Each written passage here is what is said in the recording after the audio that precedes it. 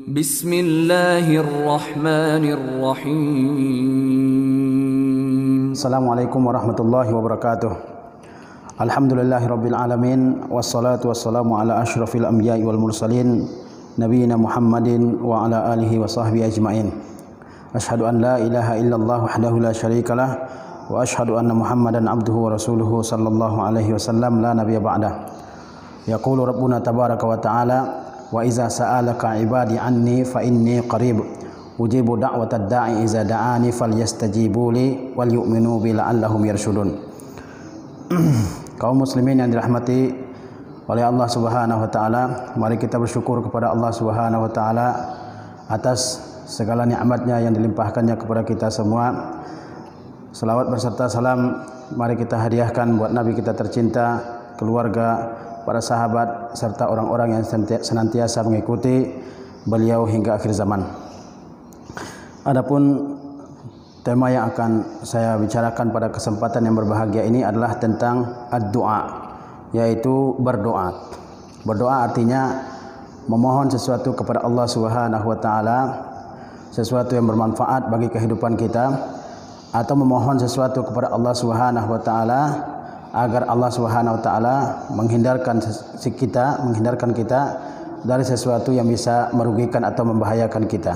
Ini disebut dengan ad-du'a, memohon sesuatu yang bermanfaat untuk kita atau memohon kepada Allah agar menjauhkan kita dari sesuatu yang bisa membahayakan kita. Ada dua tema yang akan saya bicarakan. Yang pertama adalah fadailud du'a, yaitu keutamaan doa yang berdasarkan kepada hadis-hadis Rasulullah sallallahu alaihi wasallam. Dan yang kedua adalah adabud du'a, yaitu adab-adab dalam berdoa. Poin yang pertama adalah fadailud du'a, yaitu keutamaan berdoa. Yang pertama, doa itu merupakan ibadah. Doa itu merupakan ibadah. Rasulullah sallallahu alaihi wasallam bersabda, ad-du'a'u huwal ibadah. Ad-du'a'u huwal ibadah, bahwa doa itu adalah ibadah. Setelah bersabda dengan sabda yang demikian, Rasulullah sallallahu alaihi wasallam kemudian membaca firman Allah Subhanahu wa taala, ud'uni astajib lakum, ya, berdoalah kalian kepadaku maka aku akan mengabulkan doa kalian. Apa yang dimaksud dengan sabda Rasulullah sallallahu alaihi wasallam, ad-du'a huwal ibadah, berdoa itu adalah ibadah? Maksudnya adalah inti dari ibadah kita adalah berdoa kepada Allah Subhanahu wa taala. Inti dari ibadah adalah doa kepada Allah Subhanahu wa taala. Sebagaimana dalam hadis lain, misalnya Rasulullah SAW bersabda, al-hajju arafah, bahwa haji itu adalah arafah. Haji itu adalah wukuf di Arafah, ya. Maksudnya rukun terbesar dari haji itu adalah wukuf di Arafah. Meskipun orang sudah mengerjakan rukun-rukun haji yang lain, tapi dia tidak wukuf di Arafah, maka hajinya tidak sah. Demikian pula dengan doa, ya, yang menunjukkan bahwasanya inti dari ibadah kita adalah doa kita kepada Allah Subhanahu wa taala. Ini keutamaan yang pertama dari doa, yaitu bahwasanya doa merupakan ibadah yang kita persembahkan kepada Allah Subhanahu wa taala. Kemudian doa dapat menolak qada atau ketentuan Allah Subhanahu wa taala sebelum menimpa kita. Ada ketentuan Allah yang buruk yang Allah akan timpakan kepada kita, yang Allah akan turunkan kepada kita. Namun kita adalah hamba-hamba yang senantiasa berdoa kepada Allah Subhanahu wa taala agar Allah jauhkan dari keburukan. Maka doa kita tersebut dapat menolak qada Allah Subhanahu wa taala tersebut. Dalilnya adalah hadis yang diriwayatkan oleh Imam At-Tirmizi dan beliau menghasankan hadis ini, di mana Rasulullah SAW bersabda, la yaruddul qada'a illa ad-du'a'u. Tidak ada yang bisa menolak qada yang buruk kecuali doa kepada Allah Subhanahu wa taala. Tidak ada yang bisa menolak qada yang buruk kecuali doa kepada Allah Subhanahu wa taala. Rasulullah SAW juga pernah mengajarkan doa kunut kepada cucu beliau, yaitu Al-Hasan, di mana dalam doa tersebut di antara bacaannya adalah wasrif anni wa qini syarra ma qadait. Palingkanlah atau jauhkanlah dariku dan lindungilah aku dari keburukan yang telah engkau tetapkan. Wasrif anni wa qini syarra ma qadait. Ini juga menunjukkan bahwasanya doa dapat menghindarkan kita dari keburukan yang akan menimpa kita. Kemudian keutamaan doa juga, bahwa doa adalah sesuatu yang sangat mulia di sisi Allah Subhanahu wa taala. Oleh sebab itu Rasulullah sallallahu alaihi wasallam bersabda, "Laisa syai'un akrama 'ala Allahi minad du'a." Rawahu At-Tirmidzi wa hasanahu. Tidak ada sesuatu yang lebih mulia di sisi Allah Subhanahu wa taala melebihi kemuliaan doa. Para ulama mengatakan, man arada an yakuna kariman indallahi falyuksir minad du'a. Barang siapa yang ingin menjadi orang yang mulia di sisi Allah, maka hendaklah dia memperbanyak doa kepada Allah Subhanahu wa taala. Barang siapa yang ingin menjadi orang mulia di sisi Allah, maka hendaklah dia memperbanyak doa kepada Allah Subhanahu wa taala. Kemudian doa itu pasti membawa kebaikan bagi kita. Doa pasti membawa kebaikan bagi kita. Bisa saja Allah Subhanahu wa taala langsung berikan apa yang kita minta. Kemudian bisa saja Allah menghindarkan kita dari keburukan, ya, atau Allah Subhanahu wa taala simpan doa kita tersebut, lalu Allah akan berikan ganjaran kepada kita di akhirat nanti. Rasulullah sallallahu alaihi wasallam bersabda, "Ma min muslimin yad'u bila ismin wala qati'ati rahim." Tidak ada seorang pun muslim yang berdoa namun doanya tersebut bukan doa untuk berbuat dosa atau doa untuk memutuskan tali kekerabatannya, illa a'tahu Allahu ihdas salas, kecuali Allah akan berikan kepada orang tersebut satu dari tiga kebaikan. Imma an yu'tiyahu su'lahu, bisa saja Allah Subhanahu wa taala memberikan apa yang dia minta. Wa imma an yasrif anhu minas su'i misliha, atau Allah Subhanahu wa taala jauhkan dia dari keburukan. Wa imma an yudakhkhira lahu as-sawab fil akhirah, dan bisa saja Allah Subhanahu wa taala simpan doa tersebut lalu Allah akan berikan pahala yang lebih baik baginya di akhirat. Jadi tidak ada doa yang sia-sia, pasti mendapatkan kebaikan. Kebaikannya satu dari tiga bentuk. Yang pertama, Allah Subhanahu wa taala bisa kabulkan saat itu juga. Betapa banyak orang yang doanya dikabulkan oleh Allah Subhanahu wa taala. Kemudian bisa saja Allah jauhkan dia dari keburukan. Ada keburukan yang siap menimpa dia, tapi karena dia berdoa, Allah Subhanahu wa taala jauhkan dia dari keburukan. Dan yang ketiga, Allah simpan doa tersebut dan Allah Subhanahu wa taala akan memberikan balasan yang lebih baik di akhirat. Karena doa tadi sudah kita jelaskan merupakan ibadah, dan ibadah termasuk dari amal soleh, dan amal soleh itu akan mendapatkan ganjaran di sisi Allah Subhanahu wa taala.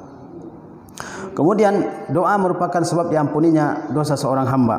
Rasulullah sallallahu alaihi wasallam bersabda dalam sebuah hadis qudsi, yaqulullahu tabaraka wa taala, Allah tabaraka wa taala berfirman, ya ibna Adam, innaka ma da'autani wa rajautani ghafartu laka ala makana minka wala ubali. Rasulullah sallallahu alaihi wasallam meriwayatkan hadis qudsi dari Allah tabaraka wa taala, di mana Allah tabaraka wa taala berfirman, ya ibna Adam, wahai sekalian manusia, innaka ma da'autani wa rajautani, tidaklah engkau ya berdoa kepadaku, dan tidaklah engkau wahai anak Adam berharap kepadaku ya kecuali aku akan ampuni dosa-dosa engkau, dan aku tidak peduli betapapun banyak dosa engkau, asalkan engkau meminta ampun kepadaku dan berdoa kepadaku agar mengampuni dosa tersebut, kata Allah Subhanahu wa taala, pasti akan aku ampuni dan aku tidak mempedulikan banyaknya dosa tersebut. Hadis ini diriwayatkan oleh Imam At-Tirmidzi dan beliau menghasankan hadis ini. Ini beberapa hadis Rasulullah SAW yang menyebutkan tentang fadailud doa, keutamaan doa. Disebutkan hadis-hadis keutamaan doa agar kita semua bersemangat untuk berdoa, agar kita tidak malas dalam berdoa kepada Allah Subhanahu wa taala, agar kita lebih dahulu meminta kepada Allah Subhanahu wa taala, lebih dulu memohon kepada Allah Subhanahu wa taala daripada memohon kepada sesama makhluk. Ya. Orang yang enggan memohon kepada Allah, orang yang enggan berdoa kepada Allah Subhanahu wa taala, Allah murka kepadanya.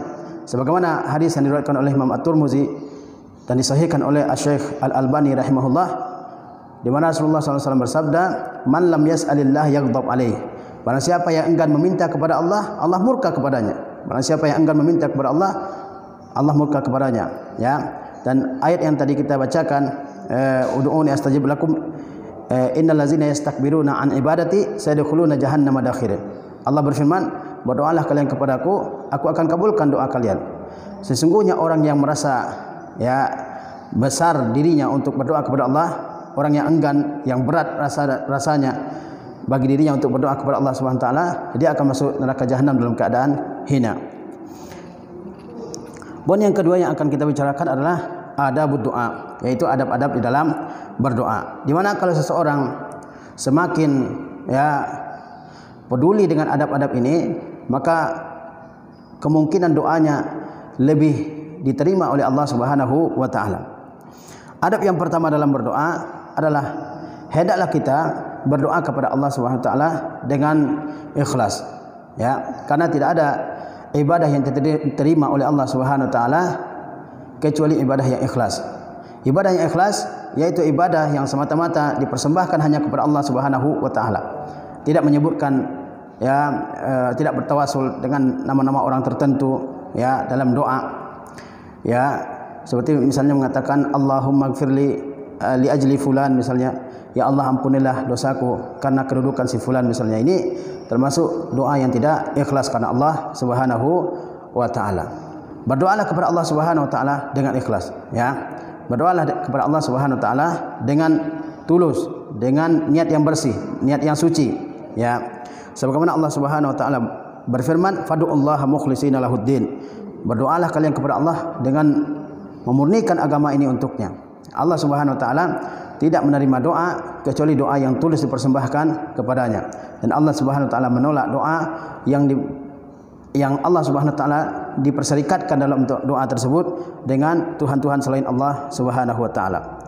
Adab yang kedua, tatkala kita berdoa, maka hendaklah kita berdoa dengan penuh keyakinan bahwa doa kita itu akan diterima oleh Allah Subhanahu wa taala. Jangan ragu-ragu, berdoalah dengan penuh keyakinan bahwa doa kita itu akan dikabulkan oleh Allah Subhanahu wa taala. Sebagaimana Rasulullah sallallahu alaihi wasallam bersabda, "Ud'ullaha wa antum muqinuna bil ijabah." Berdoalah kalian kepada Allah sedangkan kalian yakin bahwa doa kalian tersebut akan dikabulkan oleh Allah Subhanahu wa taala. Wa alamu, kata Rasulullah, dan ketahuilah oleh kalian, annallaha la yataqabbalud du'a min qalbin ghafilin lahin. Kata Rasulullah, dan ketahuilah bahwa Allah tidak akan menerima doa dari hati yang lengah, dari hati yang lalai, dari hati yang tidak serius dalam berdoa kepada Allah Subhanahu wa taala. Hadis ini diriwayatkan oleh Imam At-Tirmizi dan beliau menghasankannya. Ketika kita berdoa kepada Allah Subhanahu wa taala, tanamkan dalam hati kita bahwa doa kita itu akan dikabulkan oleh Allah Subhanahu wa taala, akan diterima oleh Allah Subhanahu wa taala. Dan ketika kita berdoa, berdoalah dengan serius. Jangan memikirkan hal lain dalam berdoa. Jangan memikirkan dunia kita, jangan memikirkan pekerjaan kita atau masalah kita yang tidak ada hubungannya dengan doa tersebut. Berdoalah kepada Allah Subhanahu wa taala dengan penuh keyakinan bahwa doa tersebut akan dikabulkan oleh Allah Subhanahu wa taala. Bayangkan kalau kita meminta kepada seseorang, namun ketika kita meminta kita enggak serius, kita tidak serius, orang tersebut enggan untuk memberikan. Atau ketika kita meminta kepada seseorang, kemudian hati kita tidak mantap dalam meminta kepadanya, dia akan ragu memberikan kepada kita. Walillahil matsalul a'la. Kemudian kaum muslimin dirahmati oleh Allah Subhanahu wa taala, kalau kita ingin doa kita dikabulkan, maka hendaklah kita memakan makanan yang halal dan meminum minuman yang halal. Baik halal dari segi cara memperolehnya maupun halal dari segi zat makanan dan minuman tersebut. Halal dari segi cara memperolehnya, misalnya pekerjaan yang kita buat dengan tangan kita sendiri, berdagang, bertani misalnya, berjual beli misalnya, dan seterusnya, atau menjadi karyawan misalnya. Ini pekerjaan-pekerjaan yang halal. Maupun halal dari segi zat makanan tersebut dan minuman tersebut. Tidak boleh memakan makanan yang haram. Rasulullah sallallahu alaihi wasallam bersabda, "Innallaha thayyibun la yaqbalu illa thayyiba." Sesungguhnya Allah itu baik dan Allah tidak menerima kecuali yang baik. Wa annallaha amaral mu'minin bima amara bihil mursalin, dan Allah memerintahkan kepada orang-orang mukminin seperti perintah Allah kepada rasul-rasul. Apa perintah Allah kepada rasul-rasul? Yaitu ya ayyuhar rusulu kulu minat thayyibati wa'malu salihah. Wahai para rasul, makanlah makanan-makanan yang baik dan beramallah kalian dengan amal yang saleh. Kemudian Rasulullah SAW menyebutkan ayat yang lain, yaitu ya ayuhan nasu kulu minat thayyibati wa'malu shalihan. Wahai orang-orang yang beriman, makanlah makanan yang baik dan kerjakanlah pekerjaan-pekerjaan yang baik. Kemudian Rasulullah SAW menyebutkan seseorang, ya, yutilus safar, orang tersebut ya melakukan perjalanan yang panjang. Ash'as, ya, akbar, rambutnya acak-acakan, badannya penuh dengan debu, ya. Yamuddu yadaihi ila sama, dan dia kemudian mengangkat kedua tangannya ke langit dan dia mengatakan ya Rabbi ya Rabbi. Kemudian Rasulullah SAW mengatakan wa mat'amuhu haram, makanan orang tersebut makanan yang diperoleh dengan cara yang haram. Wa masyrabuhu haram, begitu pula dengan minumannya. Wa ghuzziya bil haram, dan dia diberi makan dari makanan yang haram. Fa anna yustajabu lahu, maka bagaimana mungkin doa orang tersebut dikabulkan. Jadi apabila kita ingin berdoa, maka periksalah makanan kita, minuman kita, apakah minuman yang halal ataupun minuman yang haram.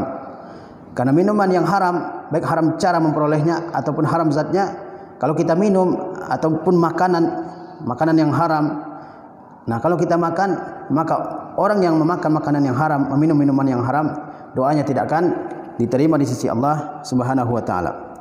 Kemudian kita dianjurkan untuk berdoa dengan penuh ketundukan, kerendahan, kehinaan di hadapan Allah Subhanahu wa taala.